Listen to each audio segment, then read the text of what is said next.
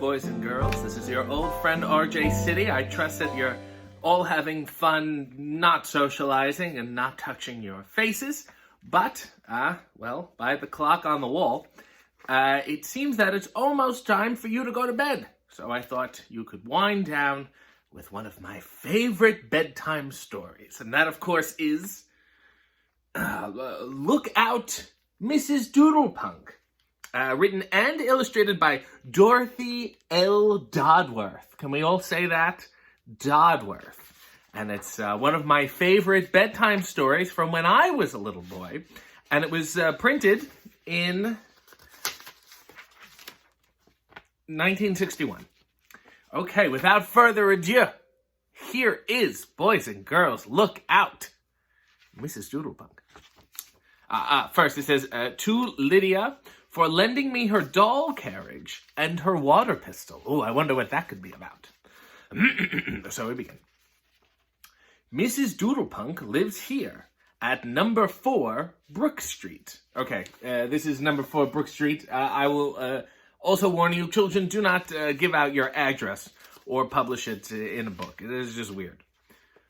One sunny day, Mrs. Doodlepunk said, "This is a good day to take my baby for a walk." See, this is Mrs. Doodlepunk's baby carriage, and you don't see Mrs. Doodlepunk yet, which is a little weird. It's like she just pushed it out of the door, and maybe she's not a fan of the child. Let's read on and see. She put her baby into the carriage. She gave the baby a kiss. Then off they went. See, this is her, but she seems to not be an adult. She seems to be a child that has a baby. So I'm going to reiterate, at this age, you shouldn't have a baby. You should not be taking it for a walk. You should really not be leaving the house by yourself, and you should certainly not be publishing your full address. Before Mrs. Doodlepunk went very far, she met someone. Don't interact with any strangers if you do have to go out by yourself with your oddly aged baby. It was Mr. Frizzboy of number 9 Apple Street. Okay, again, don't publish your address. There's Mr. Frizzboy. There's Miss Doodlepunk. She's taking the baby for a walk. He's whistling, just waiting for someone to come by, which is, again, not a good look. Don't whistle on the sidewalk, and don't take your baby out for a walk, and don't publish your address. Mr. Frizzboy said, "Oh, hello, Mrs. Doodlepunk. Do let me see your baby. Do not show your baby to anyone who asks to see your baby, especially if they ask like that, especially if they know your name without you knowing who they are." There's a bunch of bad signs going on here. "What a pretty baby, Mrs. Doodlepunk," said Mr. Frizzboy. Oh, look at this, though. He's putting a frog in the baby carriage. This guy doesn't seem genuine at all. He compliments the baby, and now he's going to terrorize it. I don't like Mr. Frizzboy one bit. "Oh dear, help, a monster's in my baby carriage." See, that was the mistake. Now there's a frog in the baby carriage. Frizzboy's taken off. He's hot-footing it out of there because he's torturing this baby, which doesn't even seem to be a doll. Seems to be an actual baby. So this child, I don't know how she had a baby. I don't know what circumstances they are. She took this baby out for a walk, published address. That's probably why Mr. Frizzboy found her. And now the baby is being tortured by... She's so young, she didn't even know that a frog is a frog and not a monster. You know? Whew. I gotta do this lick thing. I'm sorry, it's gross, but, the page... Oh, look at... oh, God. All this blood on my neck. I just shaved, and I'm not bleeding. It's not a cut or anything. I just have very sensitive skin. I had to lick the pages and then... But don't touch your faces and wash your hands. When I'm done, I'll be washing my hands. What a thing to do! I will give that Mr. Frizzboy a talking to. And Mrs. Doodlepunk ran down the street after him. Okay, so this is yet another mistake. She's abandoning the baby carriage to go after this culprit here, who we already established is a real no-goodnik. It's not a good look, but never abandon your baby. This book is filled with good tips. She looked down Brook Street. She looked down Apple Street. But she did not see Mr. Frizzboy anywhere. "Where can he be?" she said. "He must have gone home. again, with the addresses, now you know he knows where she lives. This is kind of a mistake, and he's not a good person at all. He's sneaking around, he's hiding, and then he's really creeping on her. And furthermore, I know you're asking yourself, where's the baby? That's what I would like to know. Dear Lord, my face is better. Oh, look at this, it's all smudged. Oh, God, I'm sorry. Really, you never know what these men are going to do next. Well, that's a statement that certainly holds true. But again, you know, the baby, somebody could have taken the baby. The baby could have crawled out like the frog did and just ran away. You never know. Luckily, the frog is here, though. The frog seems to care more about the baby than Mrs. Doodlepunk does, quite frankly. I don't know, you know, it never says that Mrs. Doodlepunk is actually the mother. I'm just gonna hope she's not, because she's not doing a very good job. Don't cry, baby dear. Everything will be all right now. I made that bad man go away. But he's not away.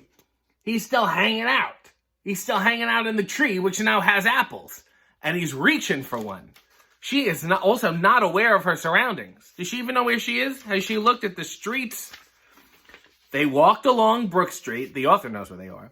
They turned the corner of Brook and Apple Street. See, this is real tension building. We've seen this scene coming. You know what's going to happen. You're just waiting for the other shoe to drop, or the apple to drop from the tree. Maybe that's the parable here, that the apple does not fall far from the tree. Maybe the baby is just as careless as Mrs. Doodlepunk. Plunk, plunk, plunk, plunk, plunk, plunk, plunk. 7 little apples came down on Mrs. Doodlepunk's head. This is just straight up abuse. Don't throw apples at anyone at all. Don't even pick them off the tree if they're not yours. You pick them, you eat them. Or you make, some sort of sauce or some pie or something. You don't do this. You don't throw apples. Poor Mrs. Doodlepunk. She's going to have quite a few bruises. Ooh, it's raining apples. Ouch. It's not safe here. Let's go home, baby. You see, instead of looking up and saying, who's throwing these apples? She thinks it's raining apples. Not the brightest tool in the shed, Mrs. Doodlepunk. Where did you graduate? Mrs. Doodlepunk ran all the way home with her baby. Now, at least she took the baby. That's really, really, really the important thing here. It makes me happy. Also, I'm going to say, Frizzboy here, his shoelaces are untied. Another cardinal mistake. You shouldn't be up in a tree. And then a guy's up in a tree with his shoelaces untied. He's going to get caught on a branch. He's really going to hurt himself. Safe at last. Then Mrs. Doodlepunk and her baby sat down to have a nice, quiet tea party with milk and cookies. All right, so they're back at the house. I hope this is her house. And she's having tea. Is the baby hungry? Do they need milk at this age? Who knows? And there's a cat. Place is really rife with animals and a goldfish. I gotta do this lick thing. I'm sorry. I abhor those people. I've become one of them.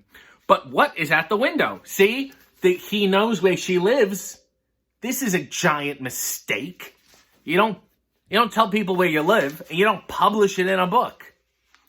It is Mr. Frizzboy. He's making his plans for the tea party.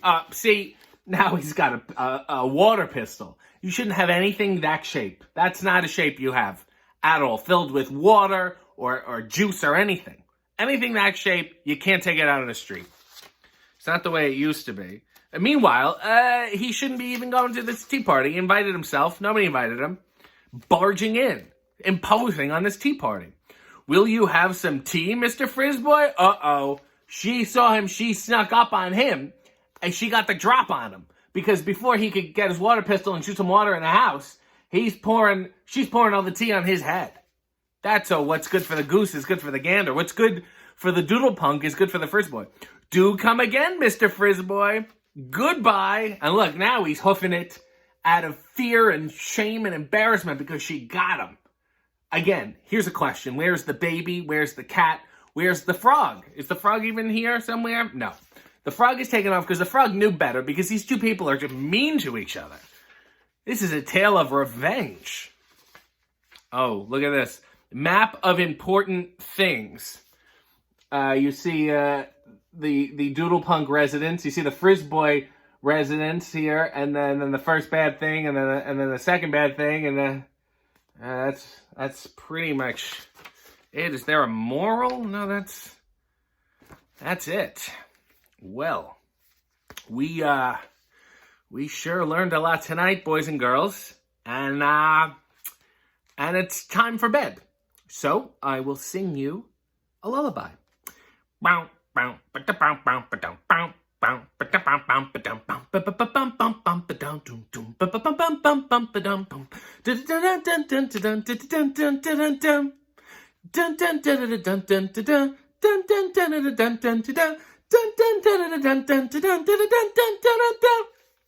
Good night. Guests of the RJ City Show, subscribe to his channel, follow him on social media, and buy his t-shirts at prowrestlingtees.com/RJ City.